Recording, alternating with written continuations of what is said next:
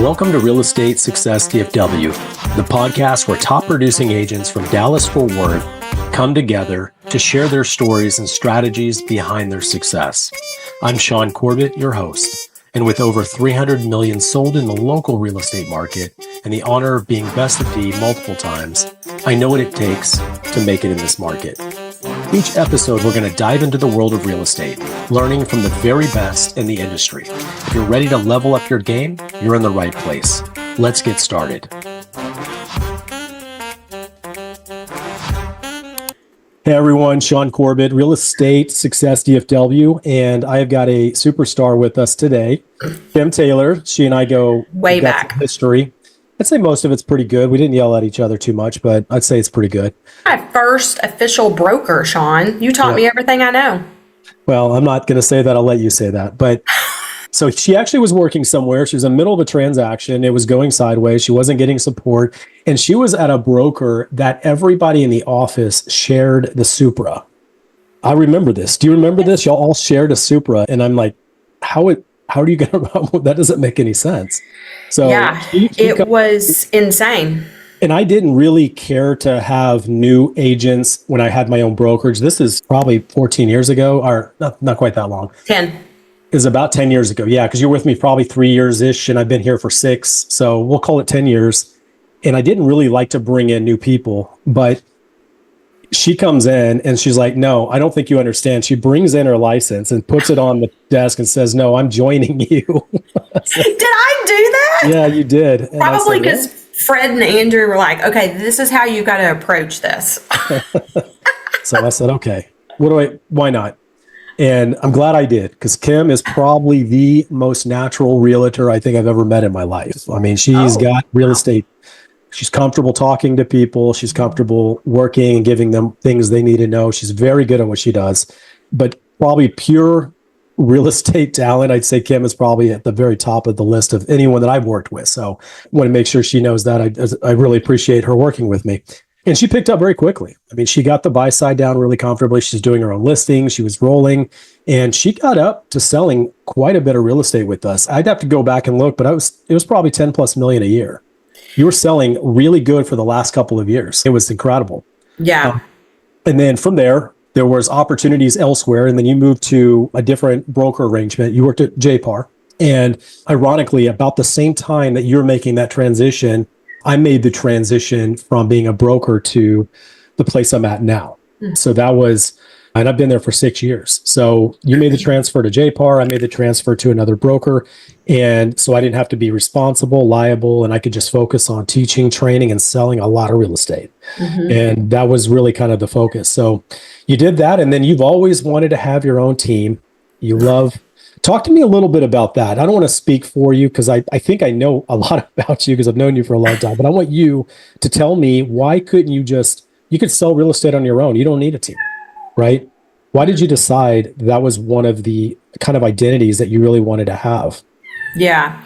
Well, first of all, can you hear my kitty crying through the door? I have a new kitty and he don't like it that my door's closed. So sorry, but we're not going to talk about cats because I talked about cats the other day on the Real Producer podcast and we're not going to go there. Okay, so being a solo agent, it's so lonely, right? I mean, it's just, you're on a lonely island. And it's about the same time that this Better Together started coming out. That's our hashtag, Better Together, because everything that you do, like whether you go somewhere, and I'm a people person, but there's something about just going to an event by yourself that I don't love. So when you have a team, you just have an automatic group of people that you do life with. And that is what I loved about having a team. Do you want to tap into the brokerage part of it, or do you want to keep going? We'll stay with that for a moment, because I know that you get energy from being with people. Yeah. It drives you. I don't think you ever sit down. This will probably be the longest time I'll see you sit down. Well, how long did it take you to try to get me? Like, we were supposed to do this, last week? I've had to reschedule 50 times because sitting in front of my computer is a rare moment here. You're right. It's hard for me to sit still. So you gain energy by having people with you that have a common goal that you can specifically, and I know you like the aspect of pouring into others. Mm-hmm. That's a really important part of who you are, what kind of gives you energy, just doing that part as well. So if you can share and teach, or if they can come to you for advice, that really gets you really motivated. So you started a team, so how did you do it? Did you just let everyone kind of run on their own and then they come back to you, or did you assign them buyer agent responsibilities? No, I did it a little bit different in the fact that I believe every agent should be good in every area. I think you should be a good listing agent. You should be a good buyer's agent. You need to know how to input your listing. You need to know how to write a contract. Like, you need to know how to do all that. So I didn't really get on the bandwagon of, oh, I'm going to make you my buyer's agent. I'm going to make you my TC. I didn't put hats on people. I just really found the importance of training them to be the best agent they could be. And basically my goal from the beginning is to duplicate myself. And one area, I'm going to kind of go off on a bunny trail here. You have to stay relevant. You have to stay top of mind. You cannot be a secret agent in this business. And I think that's my biggest sticking point with a lot of agents is I teach them to watch what I'm doing, because you know me, I don't buy leads. I'm not going to spoon feed you all this stuff like you did for me that first year. Like, that's how I did so great in real estate. I just never got on that bandwagon. And so I think your best leads are the people that know, love, and trust you. And that's your sphere. And everyone has a different sphere. Our sphere may touch a little some way, but for the most part, every agent, every person has their own sphere. So you have to tap into that the best way that you can. And the greatest, freest tool is social media or your cell phone. And that's not being afraid to send out a video text to everybody and asking them if they know anyone looking to buy or sell. That's being the go-to on your neighborhood Facebook pages. That's doing your motivational Mondays, or that's doing your listing walkthroughs and making all these little videos. Is it exhausting? Yes, it's exhausting, but it keeps me in front of people, and it never fails. I can see somebody out in public and they're like, holy cow, you are so busy. Whether I'm busy or not, I look busy. So I know what I'm doing is working. And so all that to say, it is my job to teach my agents how to duplicate that. And probably out of 10 fingers that I hold up, that I've trained multiple agents over since 2018, but I can count on 3 fingers how many people are actually doing it. That's the sad thing.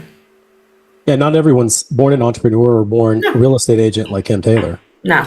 Oh, please. It's just frustrating because it's like... It is. Well, you have a success system that works for you, and it does work. Staying in front of your sphere is incredibly beneficial. There are people that lack interest in social media, that don't see the value of doing that, and they don't see the potential of it. And mine's not very heavy for me in promoting. I do more stuff my family oriented, but I've kind of systematized my sphere of influence. I touch everyone 40 times a year. Yeah. And if for every 100 that know me by first name, I know them by first name, I'll get 7 referrals for each of them. Well, and it doesn't have to be social media, just like you just said. You know, it's like I send out the American Lifestyle magazine to all my past closed clients. You're doing your pie events to your past closed clients. Like, staying connected to those people that you've done deals with and getting your feelers out for those for referrals, right? Family and friends are going to always come to you, right? Hopefully. Well, you think. Well, you would hope. Yeah, I've got people pretty close to me. One particular relative of ours, I mean, they've probably done 8 transactions and not once. And they come to me for real estate advice all the time. Have you ever asked them why? Too close. Law of familiarity. They know they're just too close. They just don't want you knowing their business. That's part of it, right? Or many of them know me so well, they almost think that they know enough about real estate they don't have to ask. As shocking as that is. But I don't solve real estate problems for them, so they don't really know that I know what I'm talking about. And I do sell a lot of houses with very few hiccups for a reason, right? Yeah, that has to be frustrating. When you do your sphere of influence, have you read anything or researched anything, or you just believe I just touch everybody as much as I possibly can? Do you have any type of system built in behind that? Or you just kind of wing it? Do you know? Come on, Shaune. You know the answer to that. I'm like, you do what you think. So your method though, right, is hard to duplicate because they can't duplicate you, is what I'm trying to say, right?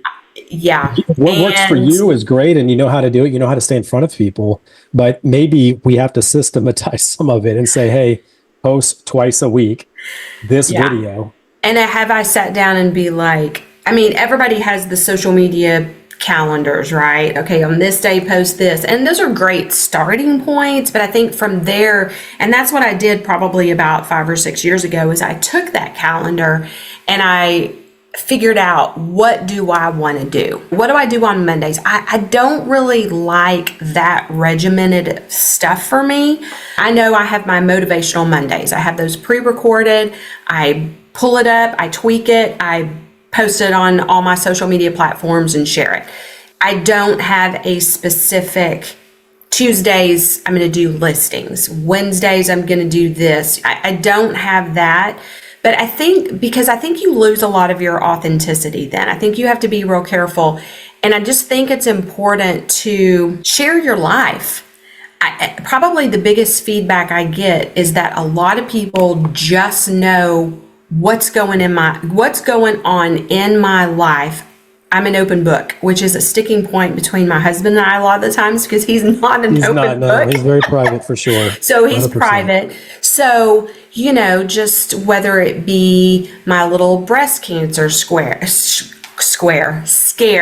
or whether it be we had an issue with a kid, I'm just an open book. And my thought process is, if there is anything I can do to help someone else through this process, I'm going to be vocal and I'm going to share it, and I'm going to be an open book about it. And if it doesn't apply to you, then move along.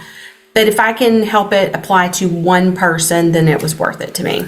Sure. And that was a big bunny trail. And systems can be the antithesis to organic and authenticity. Yeah. And you're right? You should have some space in there to have your own touch on the way things get processed when you touch and talk to people. All my conversations, phone calls and text, none of them are about real estate virtually. Right. And I try to always kind of make it about what's going on with them. And at some point, it does come back around. Yeah. Now they're ready to do something. And I tell agents all the time, I'm like, listen, I would rather you take the, say, $300 a month that you would spend on Realtor.com leads, or I don't even know if anything's $300 a month anymore. It's probably all $500 a month now. But I'd rather see you take that and use that for lunches and coffees and just connecting with people. It's a people business. If you can't talk to people about everyday things, you don't need to be in this business. I'm sorry. It's about, you build credibility with your clients for sure, being able to talk about openly anything that they have. And I'm sure many of your transactions, you end up in a therapy session or lots of that. Like, how are we going to because it's the most expensive component of their life. Mm-hmm. It affects a lot. Very emotional. Yeah. And it becomes very emotional for sure. Mm-hmm. No, 100%. So you're and then can I say too, on the side point, because when you were talking a while ago, I was thinking we didn't hit on, yes, I do newsletters. Yes, I have an automated email that goes out to I don't even know how many people. So yes, I do all that extra stuff too, but that's all automated, right? That's not like, what do I got to do this week?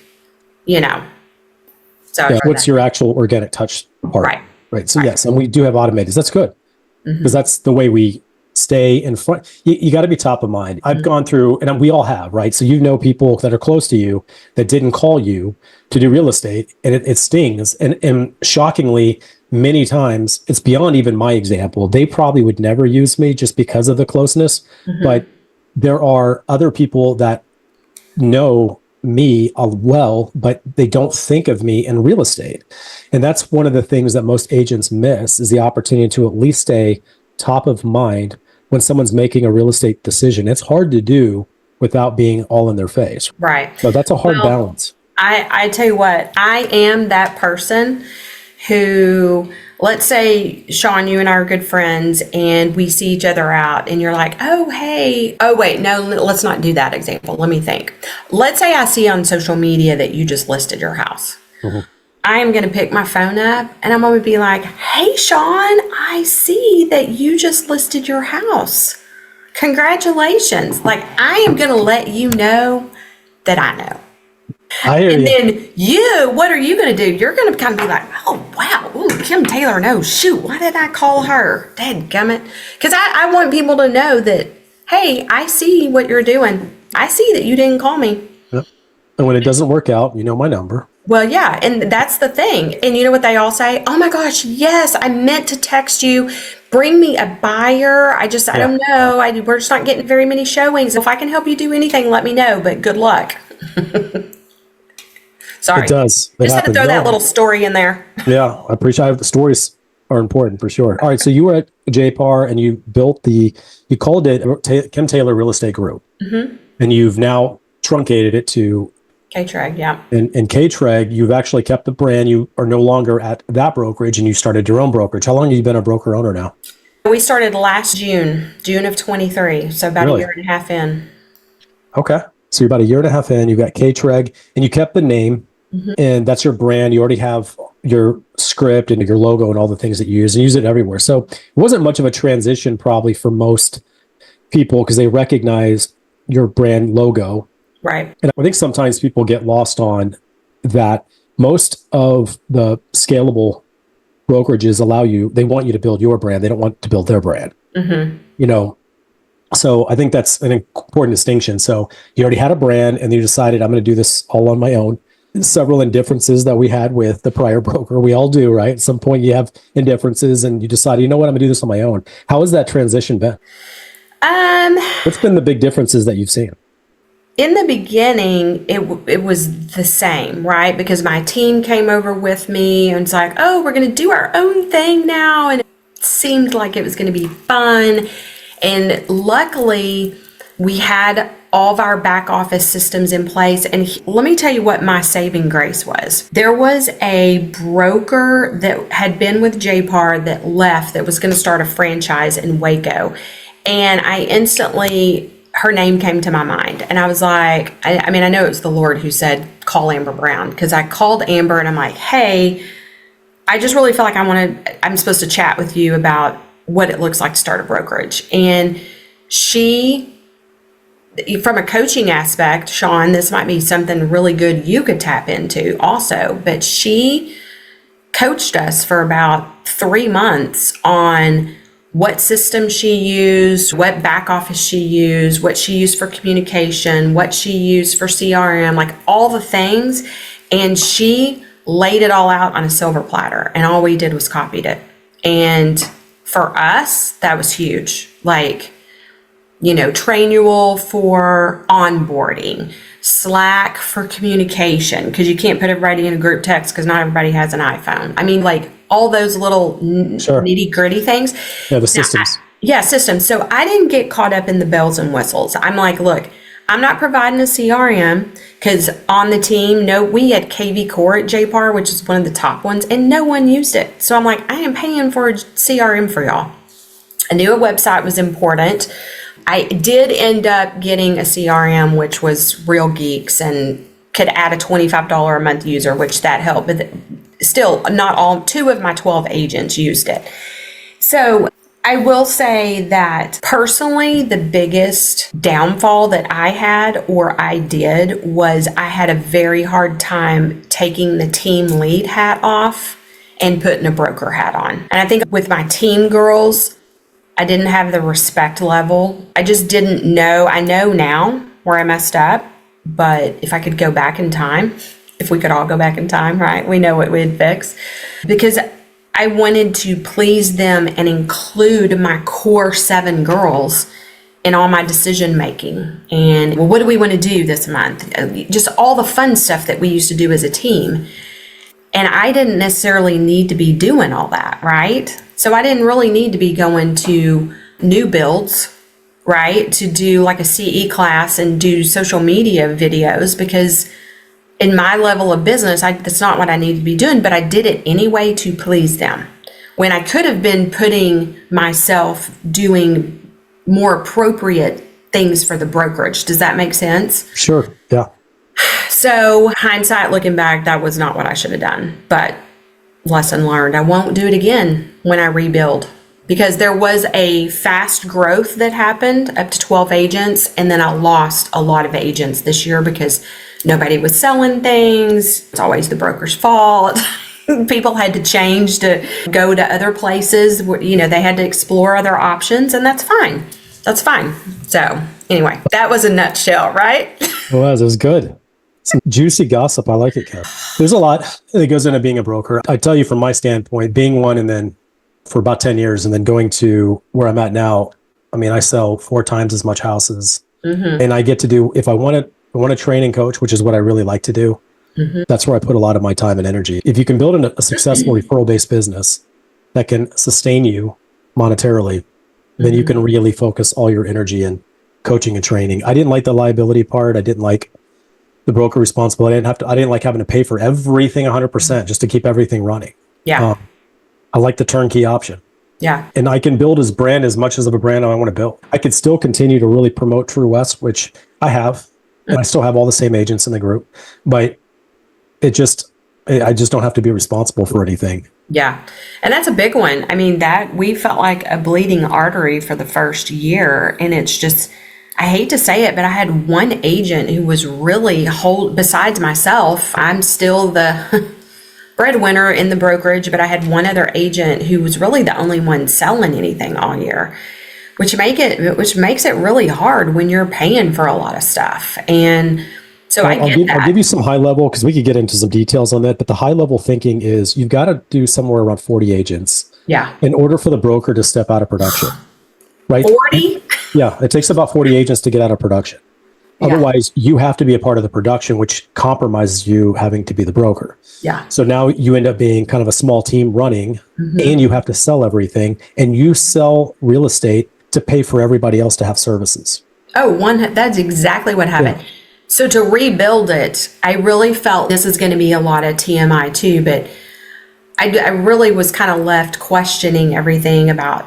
In May, we moved to the country, and I'm just in this place of solitude, which I really shared a lot of this on the Real Producers podcast, but I felt like the Lord gave and the Lord took away. And now I'm just in this place, honestly, of just rest and relaxation for me. I'm going gray. I'm not having to color my hair over 10 days.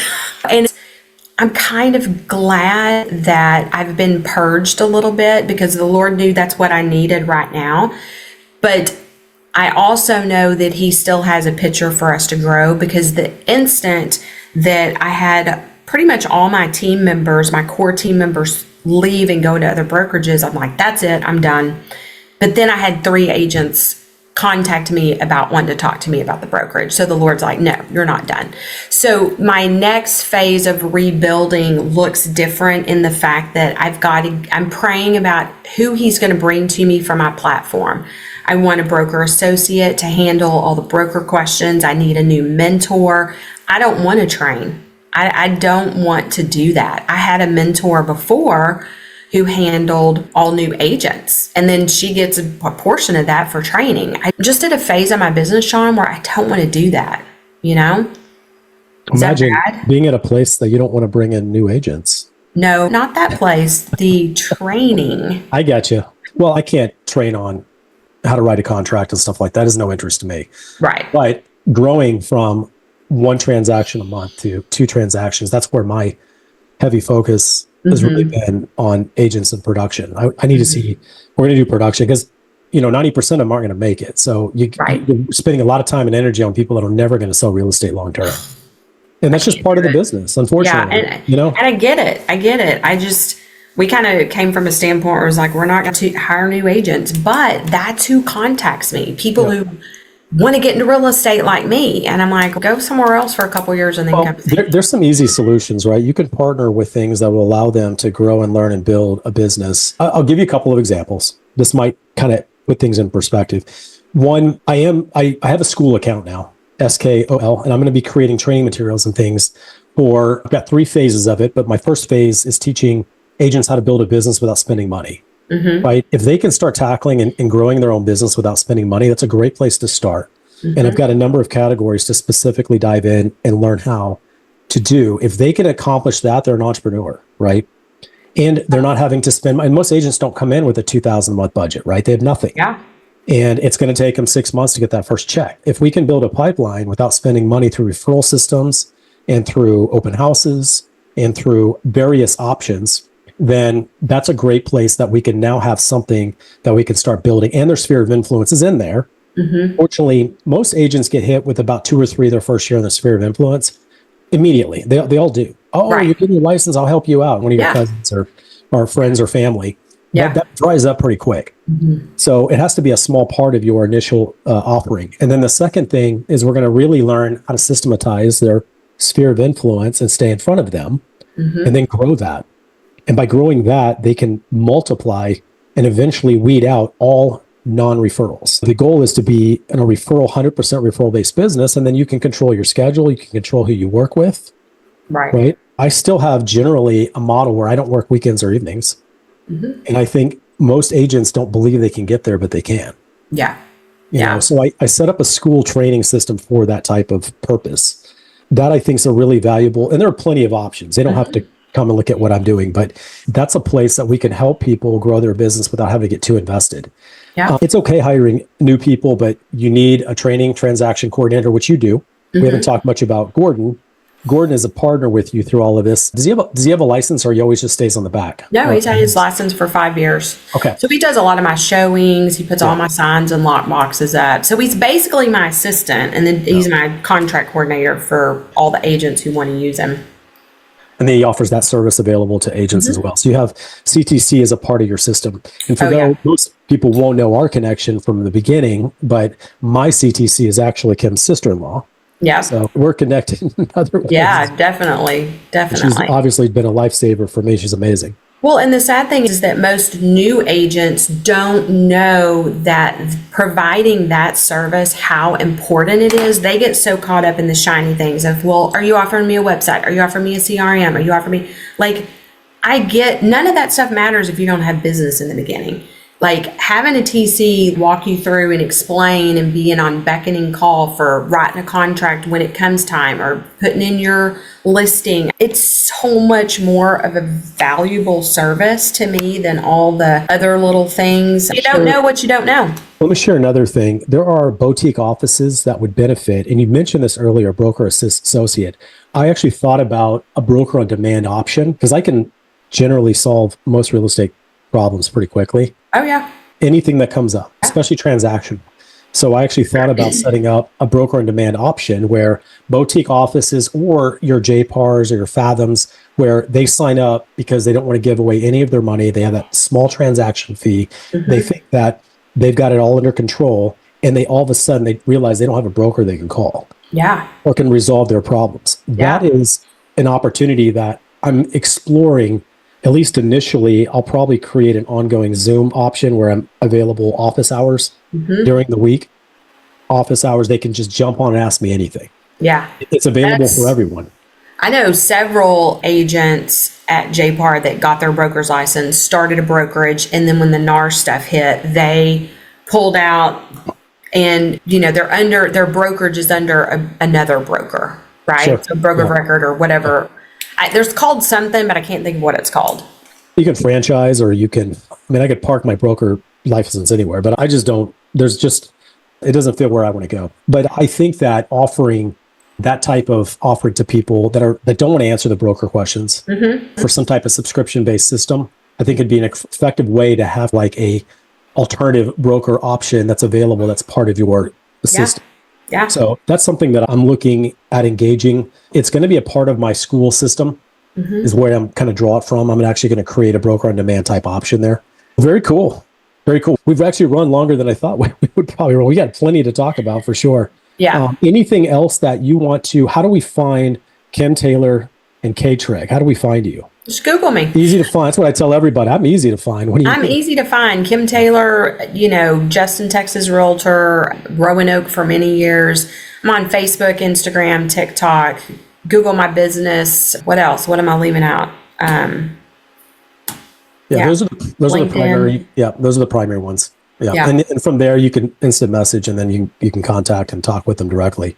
The majority of our audience are going to be other agents, especially ones that are probably broker owners.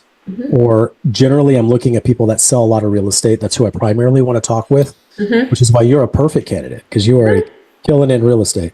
Very cool. I've actually just had, oh, hello. Did you see me throw my pen at you? Just this week closed and had my best year ever.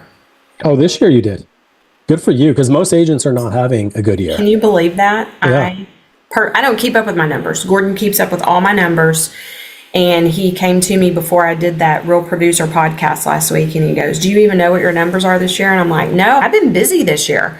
And he's like, this was, again, before I closed 3. He's like, you're $100,000 away from having your best year ever in 9 years of real estate. I'm like, nice. Really? So all I can say is God's good. I keep him at the forefront and he provides me. That's another thing I do that a lot of agents don't do. And I get it that I'm not going to pull the God card, but he is my sustainer and he brings me business. Amen. But yeah. No Fred doubt. Martinez told me that when he trained me. He's like, you're not in the driver's seat, Kim Taylor. Let the big man upstairs drive this bus. And I'm like, okay. Fred and I still work together every day and we pray. And I we miss know Fred. that everything that we have is because of God for sure. Love it. Love it. Well, thank you for joining me. I appreciate it. We have your contact. We'll have that connected there and we'll be able to connect on social media.